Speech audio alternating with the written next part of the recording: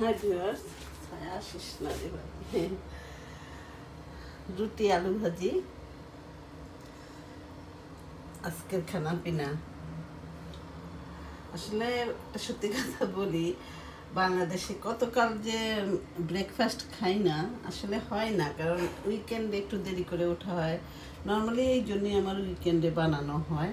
আমাদের খেতে খেতে লাঞ্চ হয়ে যায়, এটাই লাঞ্চ বেশিরভাগ টাইমে উইকেন্ডে হয়। তো এবার আর উইকেন্ডে টাইম পাই না, যার কারণে আজকে বানালাম।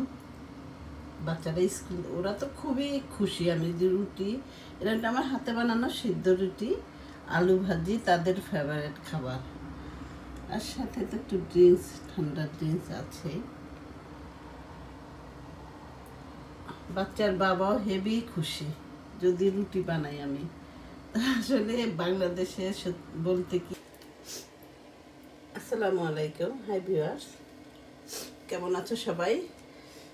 আসলে কতকাল যে ব্রেকফাস্ট খাই না জানি না। বাংলাদেশে তো সবারই থাকে, আসলে লোকজন দুই একজন করে থাকে, এখানে তো সেটা না, যার কারণে তো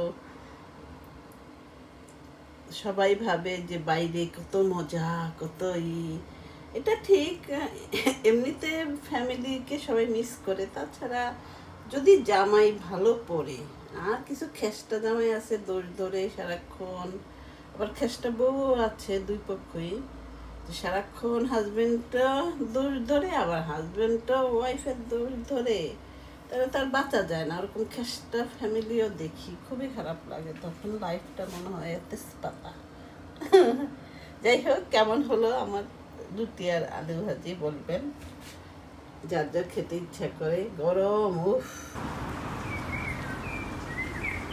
এই যে পেয়ারি পার্কে ঢুকলাম, এটা একটা পার্ক, এটা কিন্তু একটা নাম করা পার্ক, এখানে বিভিন্ন প্রোগ্রাম হয়। এই দেখো পার্কের নাম করা, পার্কের ভিতরে ঢুকলাম।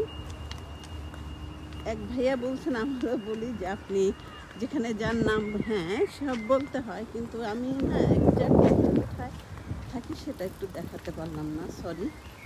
এই দেখেন এই পার্কে সব আছে, আমার মেয়েও টেনিস খেলে, তো টেনিস কোর্ট সব আছে। কাফি পেয়ারি পার্ক এটার নাম, নামটা দেখাতে পারলাম না। এসেক্সের ভিতরে এই যে পেয়ারি পার্ক, বিশাল পার্ক।